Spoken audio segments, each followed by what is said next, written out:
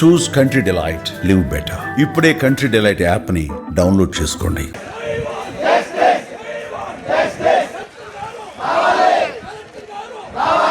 అందరికీ నమస్కారం. నా పేరు కొనతం చంద్రశేఖర్, వికలాంగుల జేఏసీ రాష్ట్ర అధ్యక్షుడిని.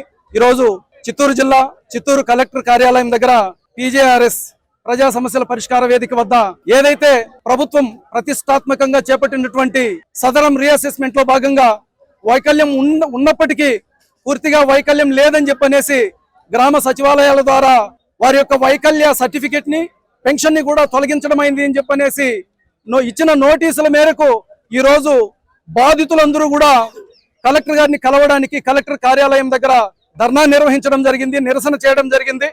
ఈ నిరసనకి జిల్లా వ్యాప్తంగా సుమారు 400 మంది పైన బాధితులు హాజరవడం జరిగింది. వాస్తవానికి గత ప్రభుత్వంలో అర్హులైన వికలాంగులందరికీ కూడా 3,000 రూపాయలు 5,000 రూపాయలు అనేది ఇవ్వడం జరుగుతూ ఉంది. ప్రస్తుతం కూటమి ప్రభుత్వం వచ్చిన తర్వాత అనూహ్యంగా ఆ పెన్షన్లను రెట్టింపు చేస్తూ 3,000 రూపాయలు తీసుకున్నటువంటి వికలాంగులకి 6,000 రూపాయలు గాను, 5,000 రూపాయలు తీసుకున్నటువంటి డిఎంహెచ్ఓ పెన్షన్స్ ని 15,000 రూపాయలు చేయడం జరిగింది. దీనికి కూటమి ప్రభుత్వానికి మేమంతా కూడా కృతజ్ఞతలు తెలుపుతున్నాము. అయితే రీసెంట్ గా రీఅసెస్మెంట్ చేయడానికి గల ముఖ్య కారణం గత ప్రభుత్వంలో రికమెండేషన్లతో వైద్యులను మేనేజ్ చేసి వైకల్యం లేకపోయినప్పటికీ వైకల్యం సర్టిఫికెట్లు తీసుకొని ఆ పెన్షన్లు పొందుతూ ప్రభుత్వ ఖజానా గండి కొడుతున్నారు అనేది ప్రధాన ఆరోపణ. మరి అదే ప్రధానంగా తీసుకున్నట్లయితే 2019 నుంచి ఇప్పటి వరకు రాష్ట్ర ప్రభుత్వం ఆ డేటాను కలెక్ట్ చేసుకొని వాళ్ళని మాత్రమే వెరిఫై చేసి ఉంటే ఈ రోజు ఈ పరిస్థితి దాపురించేది కాదని కూడా మేము విశ్వసిస్తున్నాము.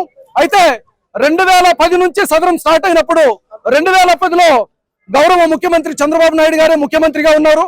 మరి ఆ గవర్నమెంట్ లో ఇచ్చినటువంటి సదరం సర్టిఫికెట్లను కూడా ఇప్పుడు రీవెరిఫికేషన్ పేరుతో జిల్లా హెడ్ క్వార్టర్లకు తెప్పించుకుంటూ 15,000 రూపాయలు పొందుతున్నటువంటి డిఎంహెచ్ఓ పెన్షన్దారులకు వైద్యుల బృందం, అది కూడా స్థానిక జిల్లా వైద్యులు కాకుండా రాష్ట్రంలో ఉన్నటువంటి పక్క జిల్లా నుంచి వైద్యులను తీసుకొచ్చి సదరం రీవెరిఫికేషన్ చేయించడం జరిగింది. మరి అందులో భాగంగానే ఈ దివ్యాంగుడి పేరు హర్షద్. ఇతను పుట్టుకతోనే, ఇప్పుడు ఇతనికి వయసు 20 సంవత్సరాలు పైబడింది, పుట్టుకతో వికలాంగుడు. ఇతను ఇంట్లో బాత్రూమ్ బావులన్నా వాష్రూమ్ బావులన్నా వాళ్ళ తండ్రి గాని తల్లి గాని బాత్రూమ్ కు తీసుకెళ్లాల్సిన పరిస్థితి, బాత్రూమ్ నుంచి తిరిగి మళ్ళీ మంచం మీద తీసుకొచ్చి పెట్టాల్సినటువంటి పరిస్థితి. మరి ఇటువంటి వ్యక్తికి గతంలో ఇప్పటి వరకు కూడా 15,000 డిఎంహెచ్ఓ పెన్షన్ వచ్చేది. మరి రేపు నెల నుంచి పెన్షన్ పూర్తిగా నిలుపుదల చేయడం అని చెప్పనేసి హర్షద్ అనే వ్యక్తికి సచివాలయం నుంచి ఇచ్చినటువంటి, పూర్తిగా అతను వికలాంగుడే కాదని ఇచ్చినటువంటి నోటీస్ ఇది.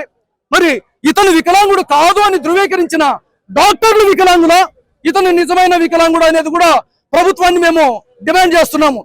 1,500 మంది పైగా పెన్షన్లను తొలగించడమే కాకుండా 15,000 రూపాయలు తీసుకున్నటువంటి పెన్షన్దారులు పూర్తిగా వికలాంగులే కాదని ధృవీకరించినటువంటి దౌర్భాగ్యపు డాక్టర్లని తక్షణమే సస్పెండ్ చేయాలని కూడా మేము ఈరోజు గౌరవ కలెక్టర్ గారి దగ్గర కోరడం జరిగింది. ప్రభుత్వాన్ని కూడా డిమాండ్ చేస్తున్నాము.